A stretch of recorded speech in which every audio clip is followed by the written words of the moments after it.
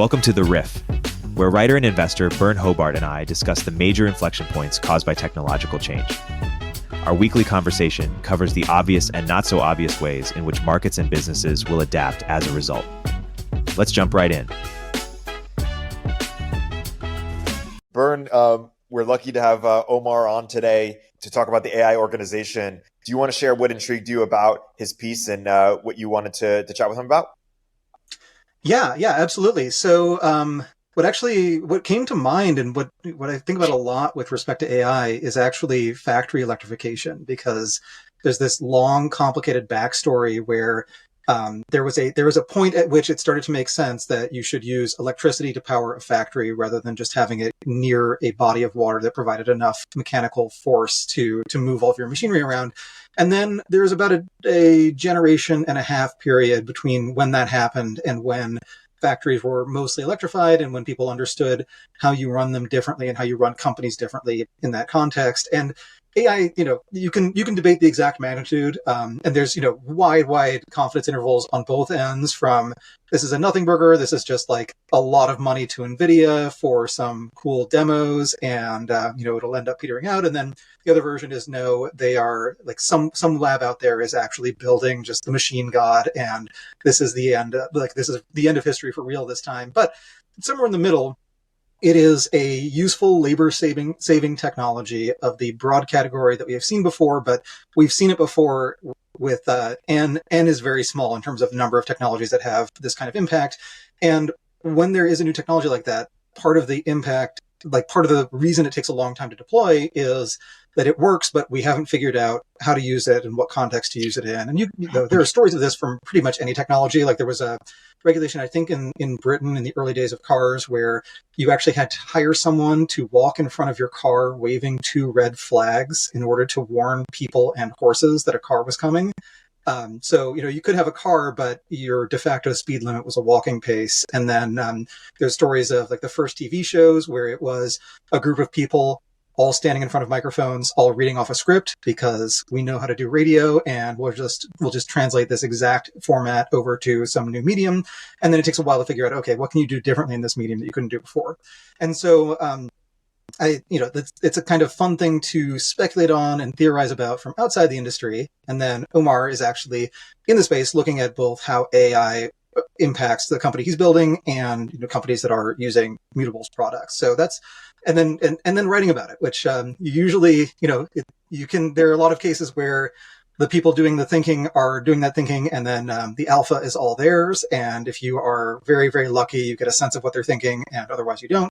And then there are people who are writing about the theory but have no direct application experience and don't necessarily know quite what's going on. And so it's nice to have someone who's in the middle of that Venn diagram of seeing what's happening, both from people using AI products and then from using AI products internally, and then also thinking about what are the long-term implications. Like, what does a company look like? Do you need a different kind of org chart? Do you need to throw out, will we create the last org chart at some point in our lifetimes and have some other way of thinking about just how you structure companies and economic relationships? Yeah, thanks for the intro, Byrne, and thanks again for having me on. This is really exciting. I think there's definitely a long process to figure out how we're going to use the AI. And I think people definitely haven't figured it out yet. One thing I'm noticing in the field, and there have been some innovations, but in the beginning, at least, it seemed like, okay, this is how our products work today. And let's sprinkle on the AI, let's bolt on the AI. And I think in many cases that can be really effective and useful. So one example is GitHub Copilot. So GitHub Copilot, for those who don't know, if you're a programmer, you're writing code in your IDE, your integrated development environment, you're used to getting these auto completions that tell you, hey, maybe this is the next line of code that you're going to write. And they were based on kind of the syntax of your code. They had some utility, but now the AI can predict maybe the next line of code that you're going to write. And that's very useful. It's a great product. Many people use it for a reason. But clearly that's not the only way in which AI will impact programming. And I think people are now moving more towards a model where, maybe you give instructions. It's more like you're managing someone. you're managing maybe a technical junior engineer, and you're giving them instructions, and they're like, hey, here's my plan for when we do. I'm going to write this code to do this, then I'm going to do that, then I'm going to do that.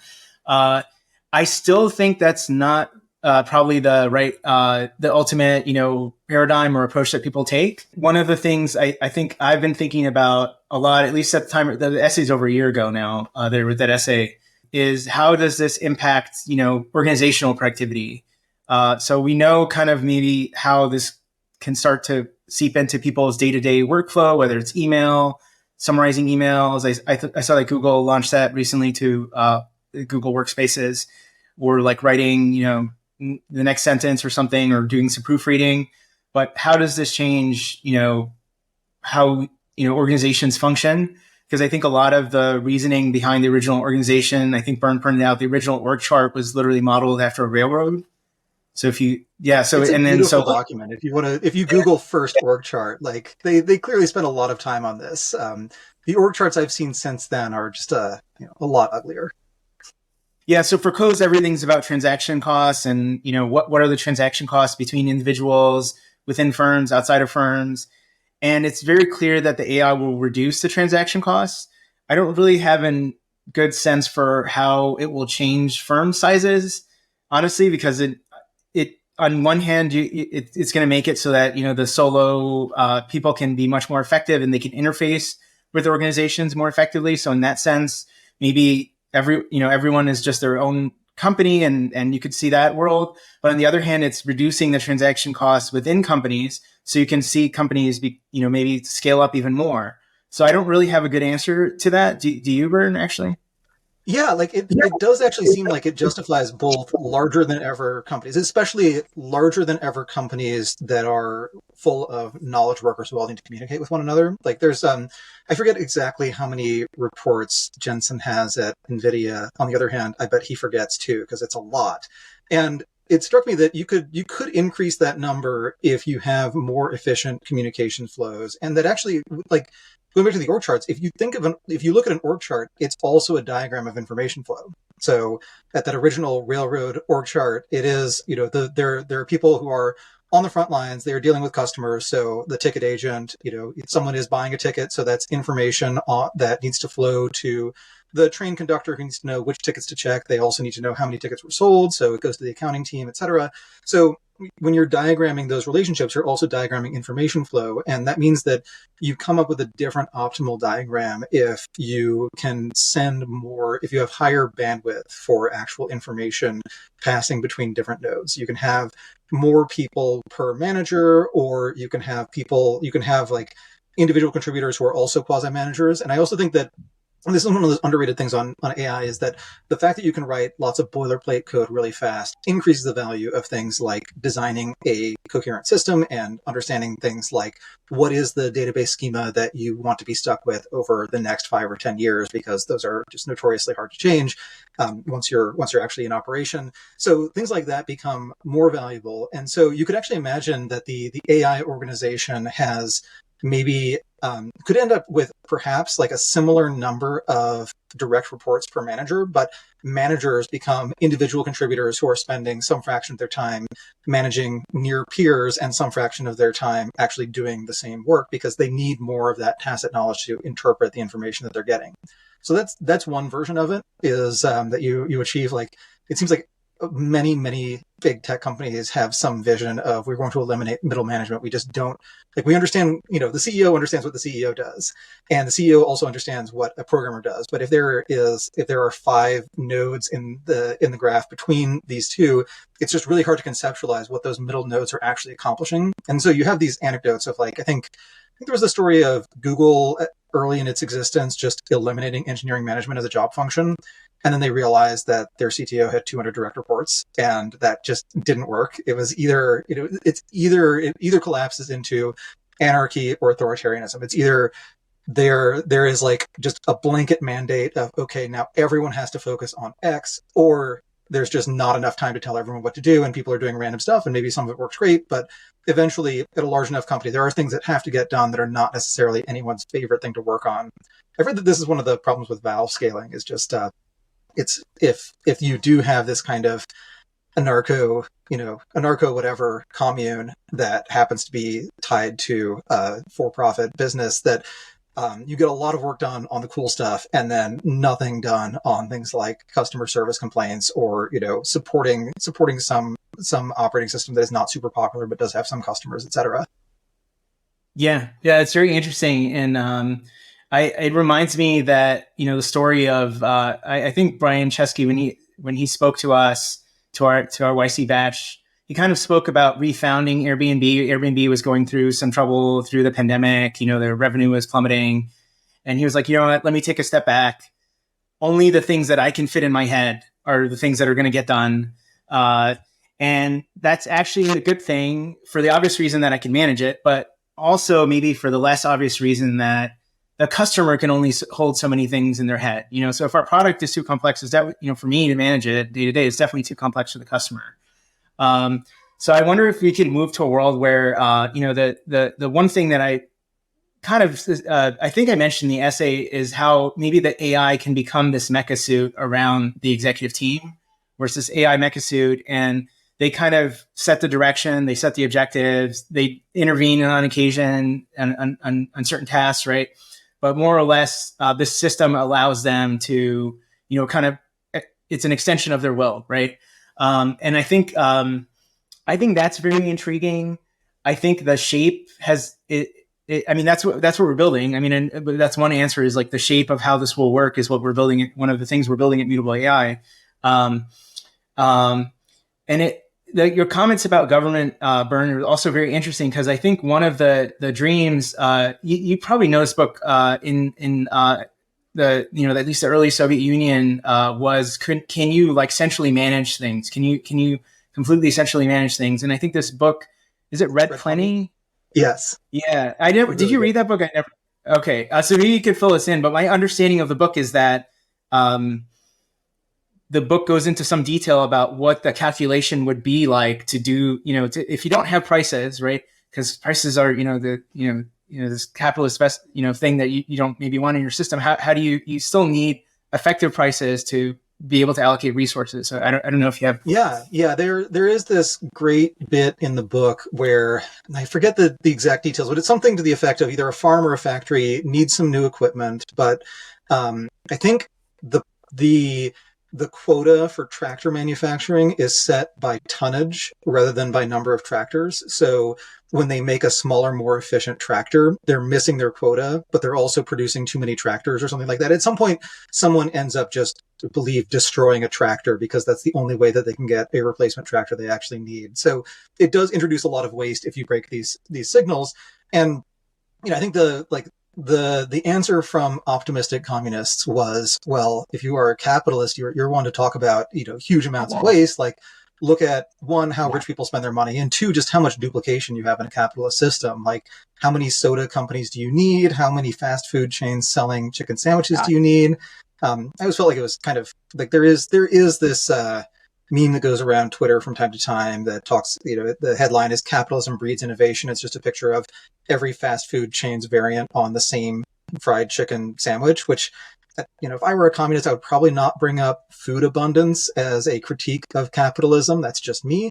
But it is true that capitalism has a ton of waste and communism has a ton of waste. And it's a question of one, well, I guess there are multiple questions, one of which is just which one wastes more? Like you can definitely come up with anecdotes about waste in either system.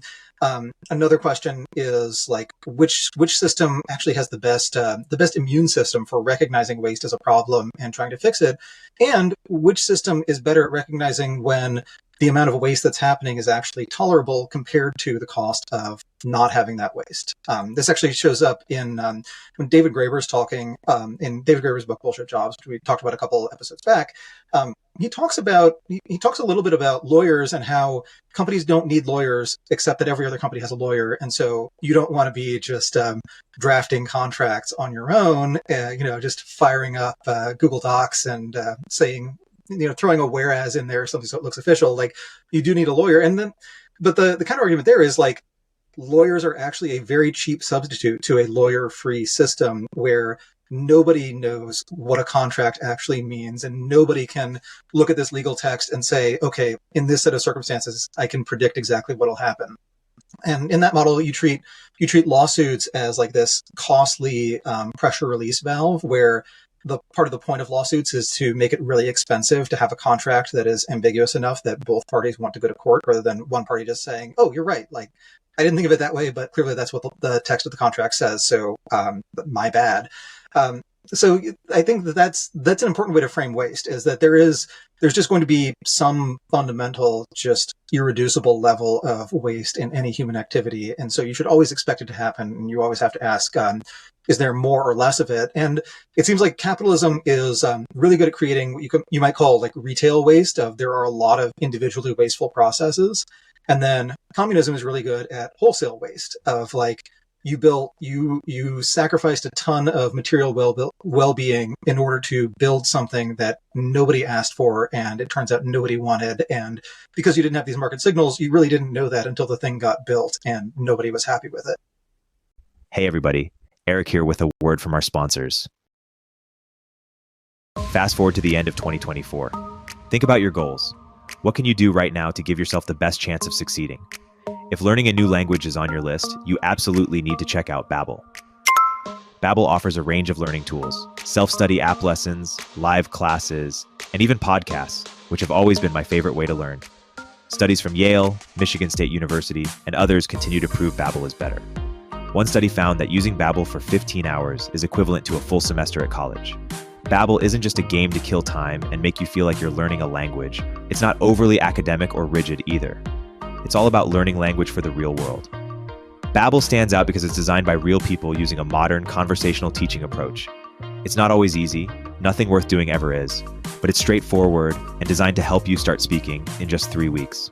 With Babbel, I was able to brush up on my intermediate Spanish to ramp up for travel to Argentina last year, and was able to set clear goals based on how much time each week I wanted to practice. Join millions of Babbel language learners across all age groups. Here's a special limited time offer for our listeners. Right now, get up to 60% off your Babbel subscription, but only for our listeners, at babbel.com/zen. Get up to 60% off at babbel.com/zen, spelled BABBEL.com/zen. Rules and restrictions may apply. Mm-hmm. Yeah, I think that irreducible friction could be in some ways a feature, like you said, not a bug. What I was getting at, and I don't actually believe this, but I think it's an intriguing thesis. I don't know, maybe we can discuss it for a little bit, is if you do have such powerful information processing systems. So I didn't actually read the book. I don't know. I'm talking about it that you've read that I haven't. But my understanding is one of the arguments behind Read Plenty is that these effective, like fake or pseudo market signals are just too hard to calculate. But if only you had a powerful enough computer, or now we can say if only we had AI, right? Which we have very powerful AI systems. Could you, make another go at it? Could you actually have like effective central planning? Because the AI, if the AI, certainly maybe by the time we get to, AGI, and we can talk about definitions of AGI, but let's say a very sufficiently powerful AGI, could we make this all work? Could we make, central planning work? Because one of the things, almost as a critique of my essay, and I was very surprised no one said this, is, this is, in some ways a very centralizing force, because you can have these mega scalers. You can have, maybe 1 million, 10 million person companies now that maybe they will run effectively this time. What would you say to that? No, I think it's entirely possible that it warps the scale. Like, it basically shifts the power law of scaling so that there are a handful of just ridiculously huge companies, and then there's also a much larger long tail of one-person companies. Or, why one-person companies when you can have one person who runs 20 companies or 50 companies or 100 companies, or like every morning they talk to their AI agent and they say, okay, what new business are we going to start today?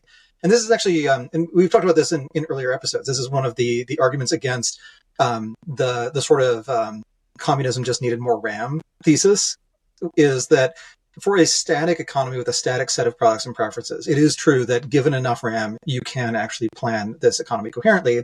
The practical argument that that's not true is, okay, if predicting consumer demand is solvable given enough computing power, why does Amazon, which has more computing power than almost anybody, why have they not solved it? Like, why do they have a third-party merchant business that's a very substantial part of their business? And why within their retail business is advertising, in other words, outsourcing the question of how do you target people? How do you find the right customer for your product? They're outsourcing that to their merchants. So clearly, Amazon, despite having a lot of computing power, a lot of the world's computing power under its control, does not believe that it can actually model the market really efficiently. And then the other version of that counter argument is, okay, if you have your very, very powerful AI, it is actually smart enough to plan the economy, to figure out how much of everything needs to get produced, who should buy it, what should everybody do, etc. Well, if you're the only person with that AI, you can probably do that. And, hopefully that is like the thing you decide to do and not something really terrible. But if other people have similarly powerful AIs, what happens when one of them says, okay, I'm going to have my AI scrape all of Amazon and just like aggregate all the world's information on consumer behavior, and we're going to find all the products that should exist but don't. And then we're going to make all of those products. And then we're going to repeat this process because now that we have more data points, there are more data points between data points. There are more intermediate products between other products. And as we fill out the entire space of potential products, we start to find different lines where you can keep extrapolating that line. And maybe you realize that the faster a car goes and the cooler a car looks, the more people will pay for it. And you extrapolate and you say, well, I'm going to build the world's first $1 billion car. It's a hypersonic flying car, and I'm sure I can find someone who will want to buy it. And then, or maybe I probably sell it to Elon or something. So as long as your AI tools are also helping people actually interact in the economy is necessarily too complicated for an AI tool of that power to also fully model, unless there is some kind of crazy game theory equilibrium. There's like some last equilibrium that humanity reaches where there's not a better move for anybody to make. We've finally hit that equilibrium and everyone is perfectly satisfied. And I think if that happens, it just drives everyone crazy, and then civilization collapses. So this is kind of like, you could say that Fukuyama, that the end of history, you could read it as a metaphor for AI, that if you do actually just find the perfect system that does actually optimize for human happiness as we measure it, well, then your problem is all the action is in the things we can't actually measure. And probably, the more perfectly you optimize for the measurable things, the more you are definitely explicitly optimizing against the things that you're choosing not to measure in that model.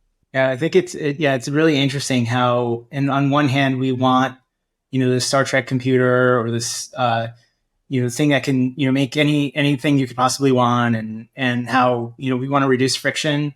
But there's a very real sense in which, at least for me, I worry about how it's increasing. Our economy is already abstract enough, and technology is already abstract enough for most people. But if it ever gets to the point where, there's maybe like a few of these, operators that you're talking about, and who are, wielding these resources and using this AI mecha suit or whatever analogy you like for this technology, is everyone doing that? Or is it the case that some people are getting almost like TaskRabbit jobs, Upwork jobs, where it's like, okay, I'm not an operator. I'm not going to exercise human judgment, at least in this domain. I need to earn a living. So I'm going to get this like constant stream of tasks. And, it's like, okay, do and maybe if it's specific enough, the AI will just do it. But in some cases, it still involves, you still need a human in the loop, or the AI isn't powerful enough to do it on its own.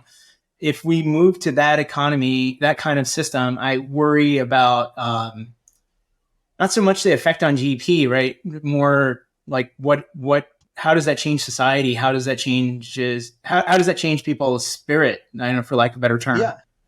Yeah. No, I think that is definitely a risk. And I think the transition from an agricultural economy to a mostly manufacturing and services economy probably has like a similar kind of craziness to it. Like, you have to imagine that when the world was 95% farming and 5% other, as the other slice started to grow, I'm sure people looked at that and they're like, well, this is not actually real human activity. Like, why do we know we all have to eat, and we know that that's most of what people do is grow enough calories or hunt enough calories to be able to survive to the next day and survive over the winter.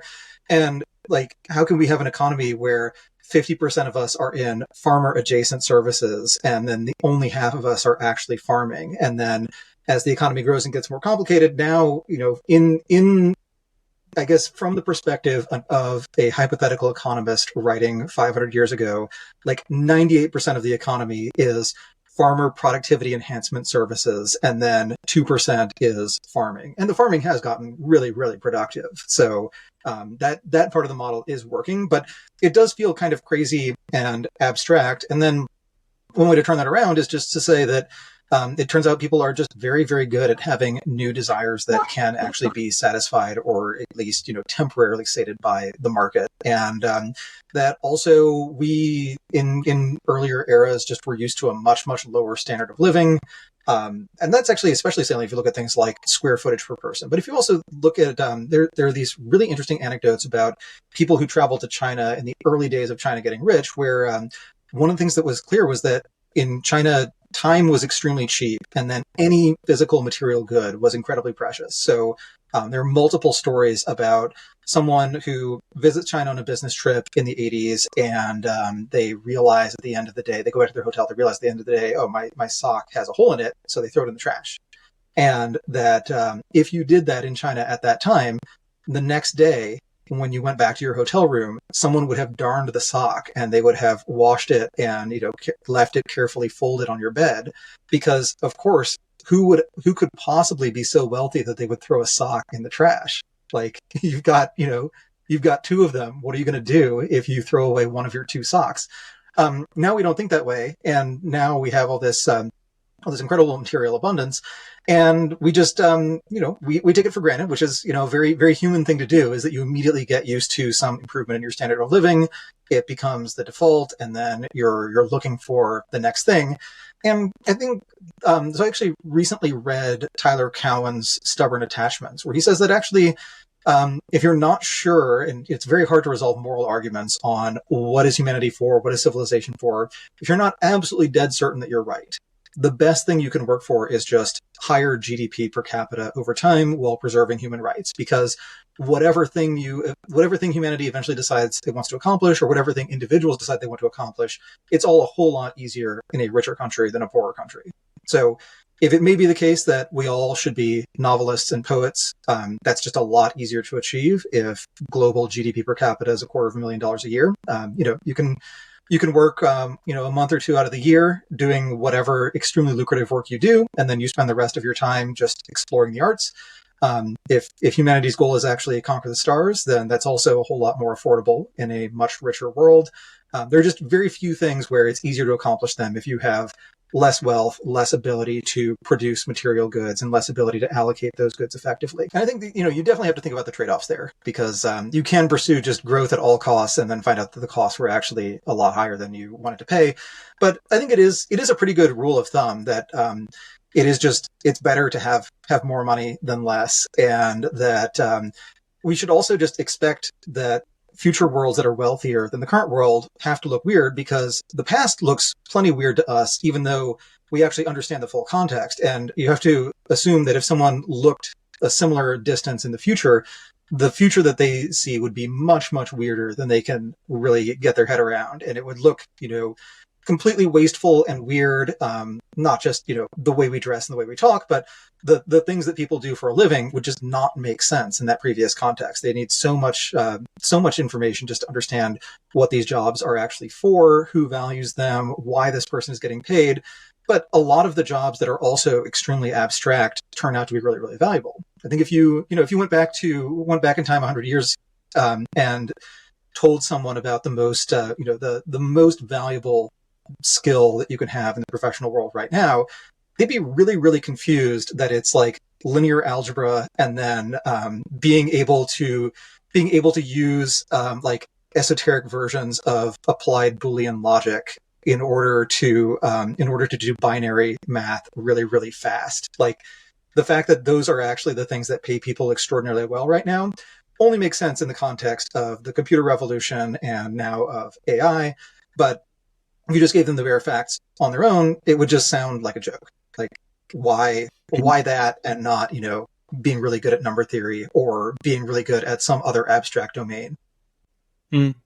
Well, I think I caught a clip of Peter Thiel saying something like the returns on mathematical ability are going to go down, and the relative returns on verbal ability are going to go up. So if everyone has a fleet of von Neumanns they're managing, it was always useful to have that verbal skill, right? Because you could organize people in the past, you could marshal an army, you could organize a city, what have you. You could create a religion, right? So it's always been useful, but I think that maybe that's due for a mean reversion.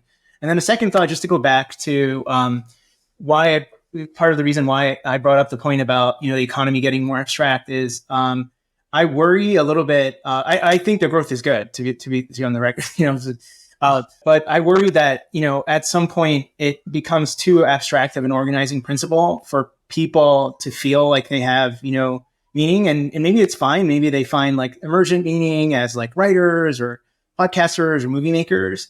But I think it was like really intriguing to think of like alternative,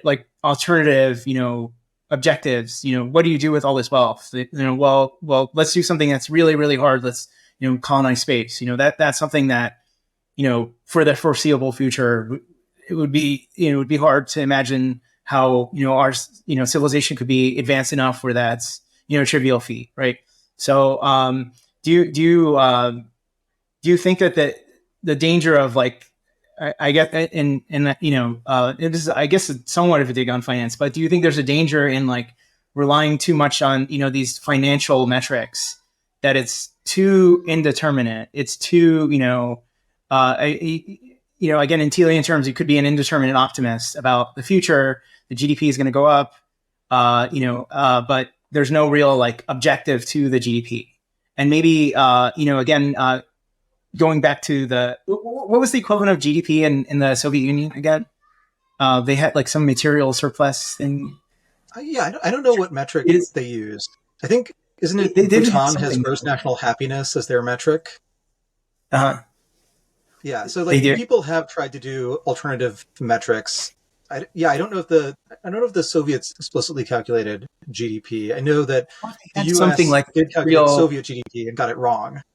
The numbers were way too high. No, but I think they had something else, like this, the amount, the material surplus. Anyways, I could be making that up. I remember reading that somewhere. No, and then of course, yeah, it's a good question to ask. Like, okay, you don't want to spend all of everyone's effort optimizing what is ultimately an abstraction and an estimate. Like GDP is supposed to be basically the amount of just good that is produced in the world, that is purchased in market transactions. And you can kind of tweak that number by saying, okay, there are a lot of non-market transactions. Like if I choose to cook dinner and, serve it to my family instead of ordering dinner from DoorDash, that's a hit to GDP. It's probably a net gain to human happiness. Kind of depends on how much I prefer to cook dinner versus doing other things. And that's part of the elegance of partially optimizing for GDP, or treating it as one of the major things to think about, is that you don't have a good sense of what someone's preference is. And actually, people don't have a great sense of their preferences at times. And so sometimes just looking at their behavior and treating that as a useful approximate guide to what they actually want does tell you more than trying to figure out what people should specifically want and then trying to optimize for that directly. That is a very libertarian flavored argument, and I think it can easily go too far. Like there are plenty of things that are GDP maximizing and just dumb and should go away, but there's also the majority of GDP is still useful stuff being produced by willing workers, being purchased by willing consumers. Everybody's pretty okay with it, and they're way more okay with it than they would be with just less material abundance and someone telling them that there is a version of meaning that they're now optimizing for, and they have more of that thing they didn't necessarily ask for and is not quite what they wanted, or is just like the other way to look. I think another way to think about it is like the only thing worse than optimizing for GDP would be like if you actually had a committee that instead of measuring GDP is trying to measure human happiness. Like, do you really want to outsource that to a small group of people who are going to be arguing about it and coming to some consensus? I would personally be very, very disturbed by what they decide is actually the ultimate, just like telos of human existence. And, especially if it were a policy guiding thing versus just some abstract metric. I do think, to your point on finance, what's nice about financial systems is they're always doing this two-track process where one thing they're trying to do is make markets more efficient along whatever axis people are actually paying attention to. But the other thing that is going on is that is making the market less efficient along some axis that nobody's really paying attention to. And so you always have people who are looking for what is the thing, like if we're optimizing for X and that implies that eventually we end up optimizing at the expense of Y. Does Y actually matter more than X? And is Y getting worse a whole lot faster than X is getting better? So this is like the kind of thing you could think about in 2008, where you say that, yeah, we are able to funnel a lot of money into durable investment, mostly in housing, but perhaps we could funnel it in a slightly different direction. And, China's not just investing in housing. They were investing in plenty of manufacturing and infrastructure for moving raw materials and manufactured goods around the world, and within China. But what we were ultimately optimizing against was just having a stable financial system that wasn't vulnerable to these sudden crises in overnight funding. And the people who figured that out did very, very well for themselves. And so as long as financial markets actually created an incentive to figure out what is this market misoptimizing for, and sometimes that actually means what is something that every company is doing because it's profitable that they will have to stop doing because eventually the government will say the cost of this is much too high. I wrote a piece on this, I think like a week or two ago, looking at just the history of industry concentration in market indices and how it often reaches a high water mark when that industry is growing really fast. It's really economically important. But then part of what kills it is actually that those industries just end up on the wrong side of regulation. So railroads used to be most of the U.S. market cap, and that was like in the turn of the 20th century, they were most of U.S. market cap. By 1917, they're actually nationalized and just under the control of the federal government for a little while. And then they were a very bad industry for about 2 generations after that. In the late 1920s, the electric utilities were the big growth story, and then they became FDR's favorite punching bag, and then turned into something totally basically the opposite of growth. A utility stock is kind of like a spicy treasury bond at this point, with occasional risk. Like that's where the spice comes in. You do have the occasional blow-ups, but it's rates of return are regulated. They're very predictable. People build literally 50-year discounted cash flow models to value these companies sometimes. So it gets boring. And then like 1960s, you have a lot of like mass market manufacturing companies that get really valuable. And it turns out a lot of them were basically floating on this tide of very cheap oil with very predictable prices and predictable supply. That, it wasn't that the U.S. political system turned around and said these companies can't make so much money anymore, but the geopolitical circumstances, it eventually became unsustainable.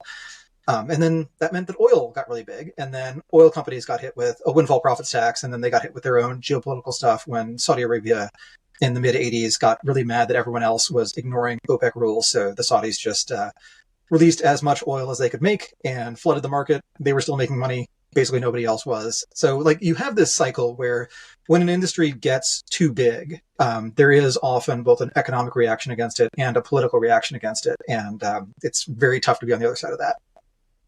Do you see that happening with AI?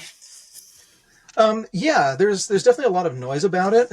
And I don't know how politically savvy the AI companies are, and I don't know how politically aggressive they want to be. There was a paper published a while ago, I think in the GPT-3 days, talking about how GPT-3 marked the end of writing letters to your congressional representative as a way of grassroots lobbying, because now you can write 1,000 letters.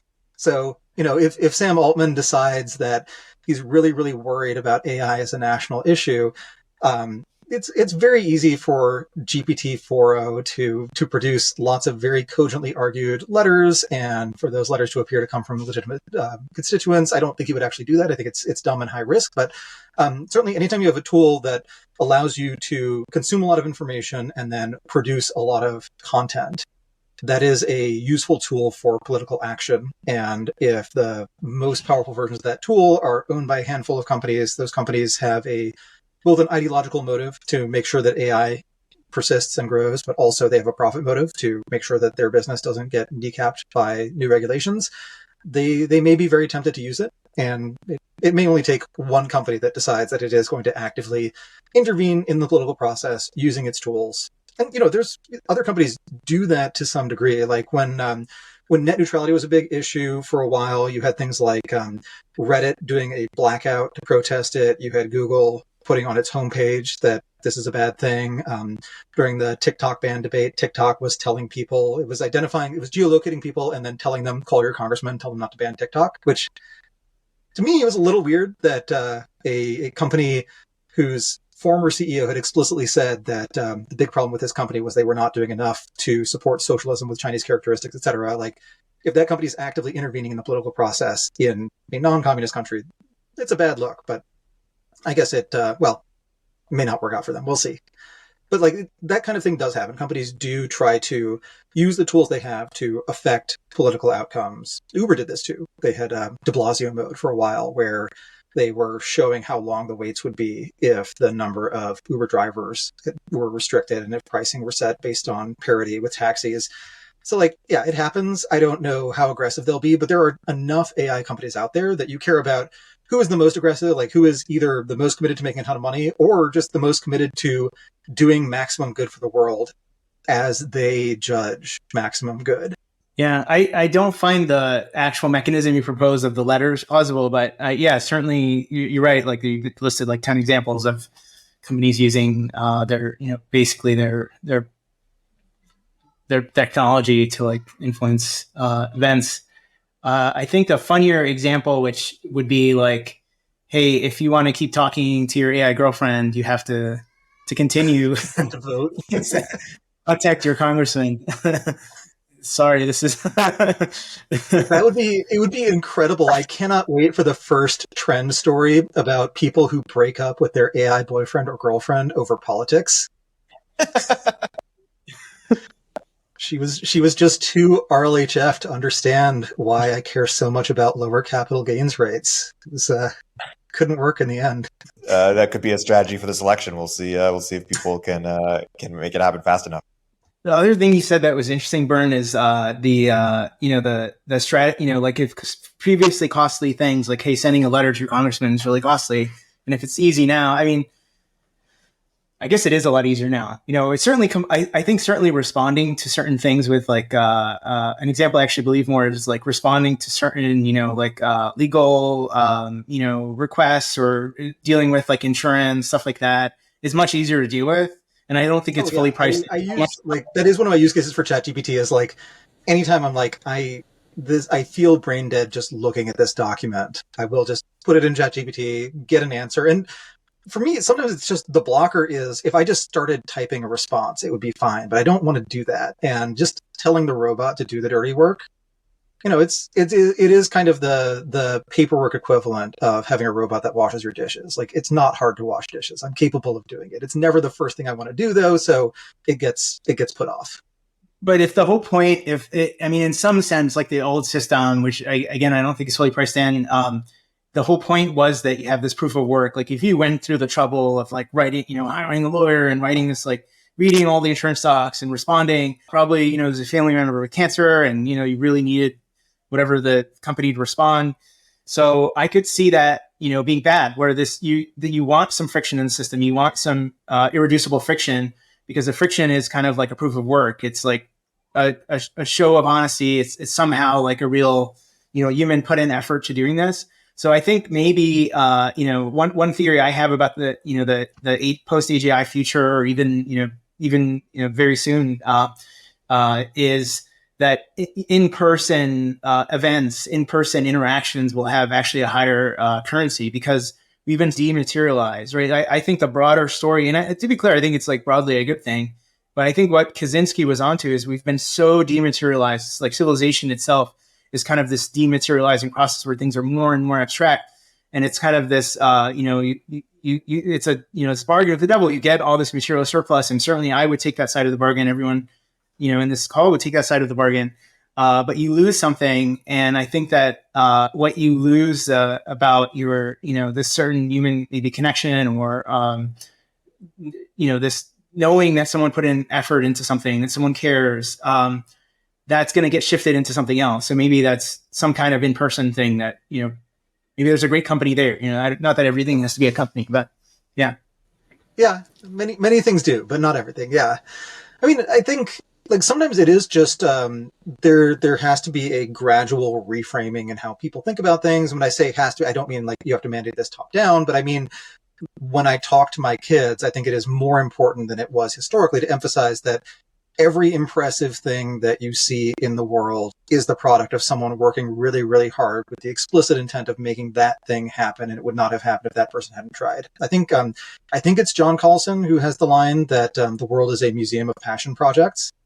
And that's absolutely true. Like anytime, like, even things like if you're on the highway, just thinking about the amount of physical work, most of which was done by machines, not humans, but like the inconceivable amount of work it takes to just build that structure.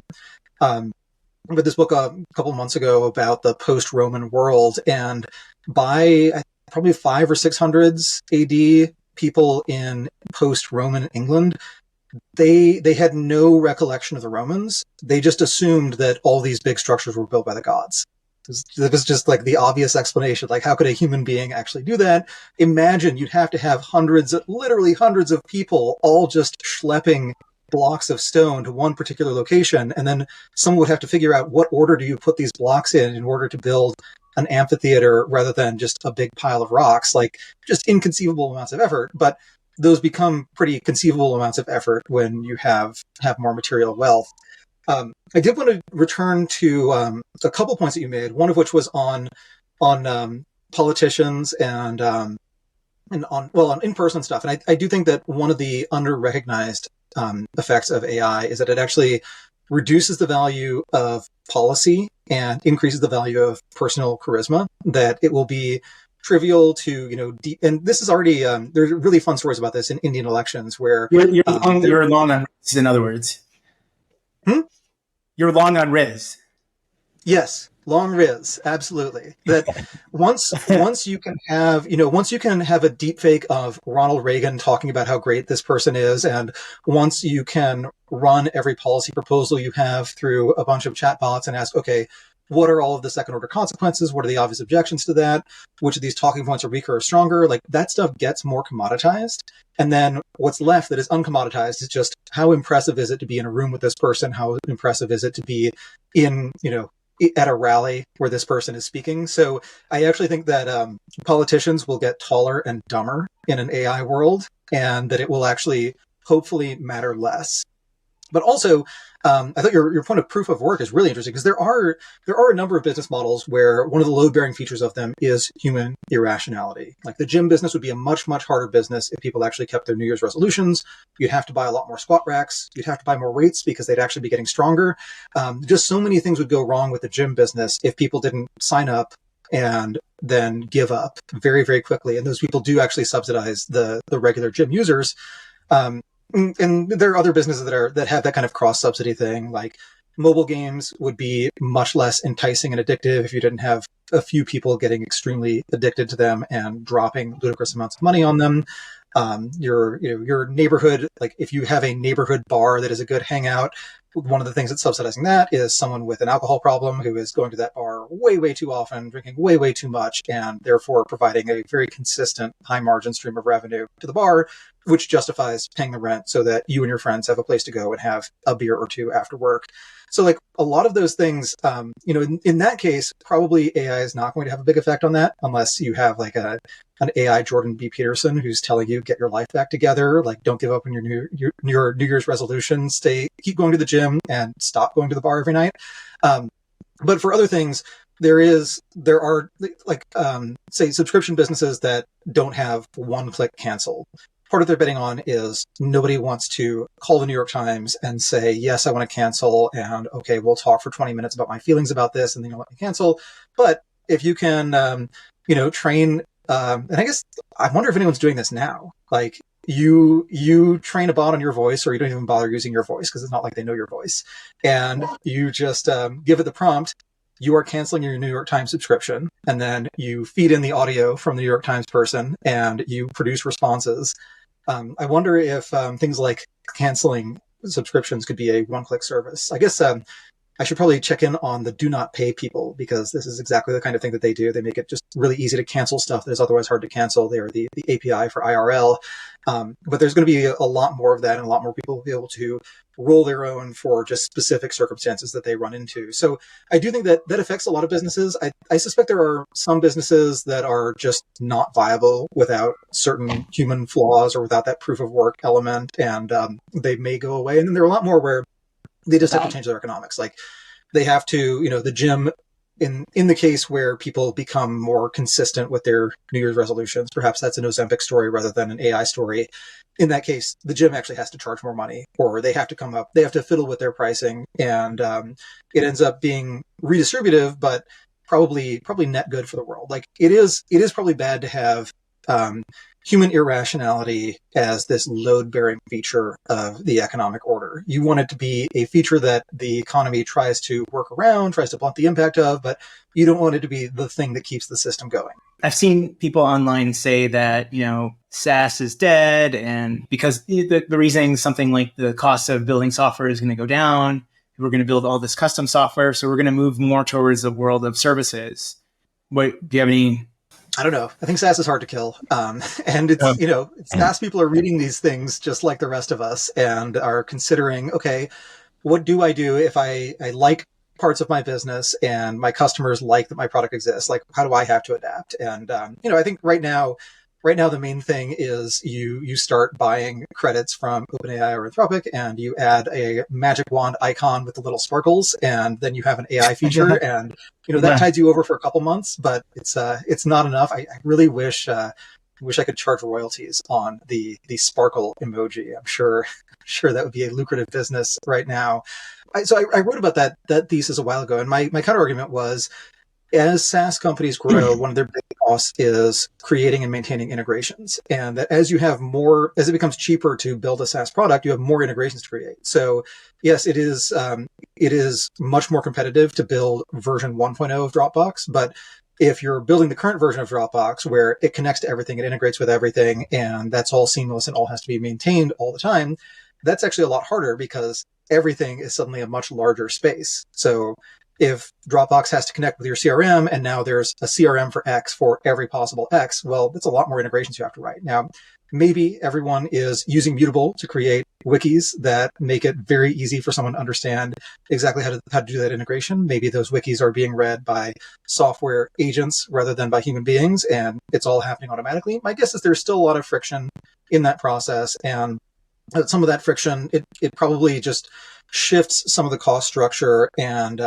what I really think happens is that the marginal cost of delivering software goes up, that there are more integrations to do, and also you're paying for more inference than you used to deliver an acceptable software experience today. So I don't think that's the end of SaaS. I think that's maybe the end of every SaaS company. You assume that every SaaS company asymptotes at 90% incremental margins, and that eventually they get really great operating leverage. Like if they get much less great operating leverage, but are still high margin businesses compared to the average business, that's not the end of the world. And going back to the AI organization question and the factory electrification model, it takes a long time for everyone to change their habits and behavior in order to adjust to this. Like, it was just not the case that the first time GPT-3 was able to answer customer service questions about as well as an outsourced call center employee or outsourced customer service chat employee could.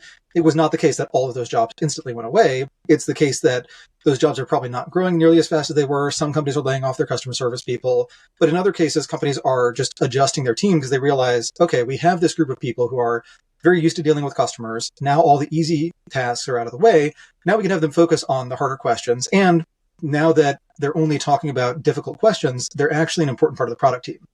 They sit somewhere between product and marketing, because all of the customer service questions that can't be answered by the chatbot are some combination of your documentation is out of date, your marketing tells people that the product does something it does not actually do, or your product should do something that it does not actually do. And so the engineering team needs to put that on the roadmap as soon as possible. So I think in that case, maybe those customer service organizations are actually more valuable, but it's probably the case that even if absolute payroll goes up, but it is a drastic reduction in workforce over time, coupled with much, much higher pay for the people who stick around and have that new skill set. Yeah, I think it's going to take longer time maybe than people think for the effect of AI to meaningfully change organizations. Because as a technology, as standalone technology, for like code generation, for like even for math proving, for proving new theorems and so on, that's something where there doesn't necessarily have to be a human in the loop, but for anything involving people, it's going to take a while. In fact, that's what Tyler told me. The Tyler comment, he said that he basically agreed with the essay, but it could take 100 years or something for this to So percolate. when you look at the market right now, where is AI adoption surprisingly fast and where is it surprisingly slow? It's a good question. I think in what we do in AI for code, it's very fast. That's good. I think where I don't see it,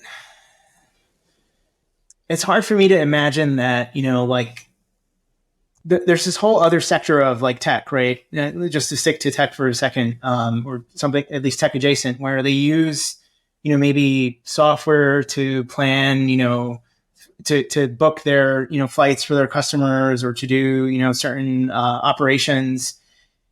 Basically the companies most of the companies that were affected by CrowdStrike, I think they seem to be relative laggards. I think legal actually has not, despite some high profile successes from what I can tell, our lawyers don't use AI, I think. I think they maybe use it like you and I would use it to, put in a document in, but I don't think that they're writing the, doing the actual writing of like legal documents with it, or at least chiefly using it or fully automated.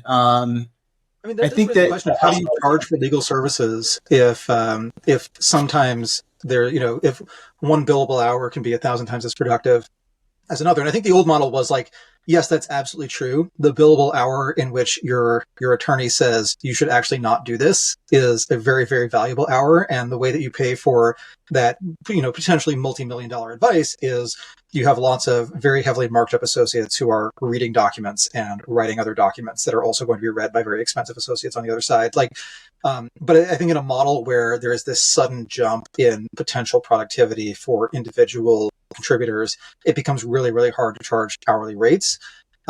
But lots of industries have survived changes in how they price things. Like ad agencies used to always just charge 15% of spend. And then in the 80s, one of the ad agencies sold, and the amount it sold for was so outrageous to all of its clients and then all the other people who bought ads that basically the entire ad agency business had to switch, ironically, to hourly billing as like the default way to think about how you charge for advertising services. So companies have sometimes survived those transitions in pricing, but actually sometimes the pricing model tells you like the last thing you want to do is adopt labor-saving technologies. But that would still imply that maybe litigation-focused law firms would be early adopters, and that other, because litigation-focused law firms that have a success fee model would be very early adopters. So it'd be interesting to see if that's actually the case. The reasoning being that they're outcome-based? Yeah. So they're measuring the inputs internally, but it's not like they're charging for the inputs. It goes back to the tractor quota being set in terms of tonnage of tractors, that is an implicit subsidy for great big inefficient tractors with lots of steel. And it's a tax on the maximally efficient tractor that gets the most out of whatever materials it uses. Yeah. I guess it's hard not to imagine how there's not an equal, like a strong, like maybe lawyers as a group would want to not, in some ways would not want to use the technology. I don't know if that's actually true, but you could make that case. But if you defect and you're much more productive, and even if you charge less hours, but you have more clients or something, or you do better work, it's hard to see how it's not a race to the bottom where maybe you're hollowing out like the junior, more junior lawyers, maybe similar to what some people, I don't know if I believe that, but I think it's a plausible case. What some people are saying about software engineering jobs, where junior engineers are having a really hard time, but the more senior engineers are, if anything, more productive and maybe should be paid even more.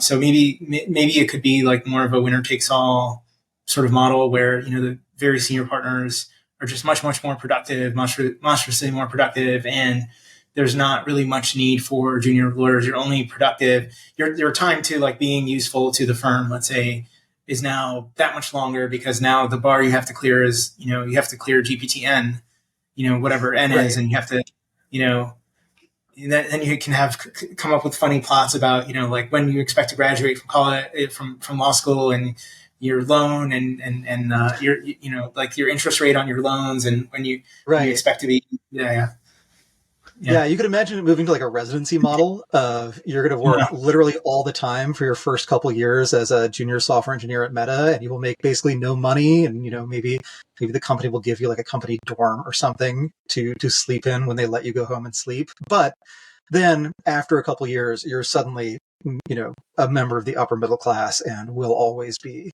until the next big technology transition. Eric's been really quiet. I feel bad. Eric. A great back and forth. I do want to be mindful of time. Is there anything we haven't gotten into that you want to make sure we leave our audience with? Otherwise, we're at time, so I want to just be mindful. I guess I didn't quite introduce Omar. I think we just kind of got rolling. But yeah, so I have known Omar for a long time. We've I don't think I've told you this story, but one time, so a year or two ago, I was thinking about how I would use AI, and I happened to be working out, and I was thinking about how you could use AI to create like a coach, and the coach would motivate you because you're just putting in the numbers, but then the coach can add like a narrative. You could have all these different themed coaches. So maybe you want to be like yelled at by a drill sergeant. Maybe you want someone who's really peppy and upbeat. Maybe you want like, you're a samurai training to be a samurai warrior, whatever. Like you could just have all these different voices and, modes. And then I was like, no, you don't just have to do that. Like you could literally take videos and record the actual motions and see exactly what's wrong with someone's squat, see exactly what accessory exercise they need to do to get to the next level in their bench press, et cetera. And then I realized that Omar had actually pitched this idea to me as a startup like 2 or 3 years before, and I'd completely forgotten about it. So I apologize for independently coming up with your idea much, much later. But yeah, Omar and I have known each other for a while and have been talking about technology trends and startups for a while. And Omar has a company, Mutable AI, which is really cool. If you ever see a random GitHub repo and you wish that the person who had written that repo had provided some sort of documentation on how it actually works, Mutable is the solution to that. So I've used it for that. It's very fun. And it's also written that excellent essay on the AI organization. And I think that's also a topic where I think if you were looking at the first working electric motor, you would not have been able to extrapolate to here's how this changes how companies work, and here's how this changes the structure of cities, et cetera. Like there's a long gap between here's the new technology and here are all the implications. So I think that trying to figure out exactly what an organization looks like once AI is introduced is really, really hard. But thinking about the fact that those technologies, they don't just mean you are doing exactly the same, you have the same job title, same responsibilities, roughly same level of compensation. You just happen to have these extra tools. With a magic wand. Now you have a magic wand. Yeah, it's not just the magic wand, or if it is, it's the Sorcerer's Apprentice kind of magic wand. Like it's going to do some good things, it's going to do some crazy things, and your range of plausible outcomes should be much wider, especially if your job does involve taking in an input as a stream of symbols, applying some set of algorithms and heuristics to those, and then outputting a set of symbols, which I think describes all of us to some extent, perhaps to a very large extent, and probably describes a lot of the audience for this newsletter. Like you are, there is a new tool that makes that happen very fast, and it probably changes not just what you do, but also how you relate to what you do, how you relate to other people at your company, whether or not companies actually continue to exist, et cetera. So very fun to think through some of the implications of that. And, it's always fun to think about, okay, what are the niche, weird consequences of AI, and what else makes sense in a world where, politicians are taller and dumber and way more charismatic, and, where companies are either an org chart of one or an org chart of one person with 1,000 direct reports who each have 1,000 direct reports themselves. Maybe that's a good place to wrap. Omar, thank you so much for coming on the podcast. Thank you for having me. Thanks for listening to The Riff. Please go follow and subscribe, give us 5 stars, and check out Byrne's excellent newsletter, The Diff, if you haven't already.